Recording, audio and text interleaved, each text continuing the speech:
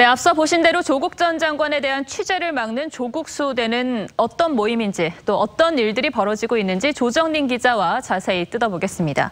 자, 조 기자, 조국 전 장관을 지키는 이분들은 언제부터 활동을 시작한 건가요?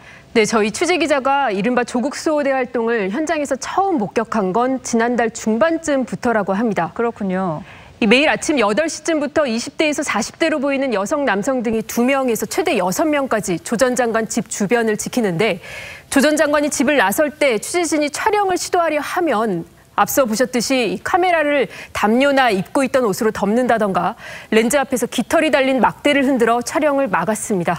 그러니까 정상적인 촬영을 힘들게 만드는 거군요. 네. 사실 일정을 알 수 없는 취재원을 포착하기 위해서는 그저 기다릴 수밖에 없고 사실 이거를 소위 저희 말로 뻗치기라고 하는데 네.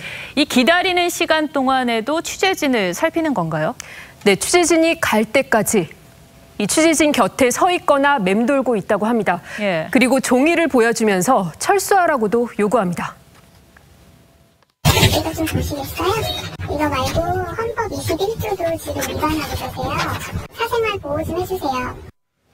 이렇게 찍은 모습을 그들의 SNS 계정에 올리기도 했습니다.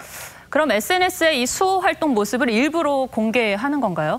수호 활동에 대한 정당성을 부여하기 위한 것으로 보입니다. 예. 이들의 SNS를 보면 매우 정중하고 합법적인 방법으로 철수시키는 게 목적이다.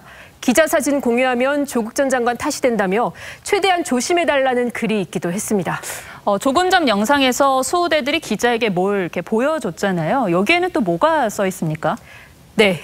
경범죄처벌법 제3조 41호에 명시된 지속적 괴롭힘을 적시하면서 당신들이 하는 건 스토킹 범죄라고 썼습니다. 네. 이 종이는 이 조 전 장관 집 주변 울타리 기둥마다 이렇게 붙어 있기도 합니다. 예. 또 다른 종이에는 헌법 17조가 적혀 있습니다. 모든 국민은 사생활의 비밀과 자유를 침해받지 않는다는 내용입니다. 그러니까 취재진이 지금 이 법을 어기고 있다는 거죠. 법리적으로 해석하면 어떻습니까?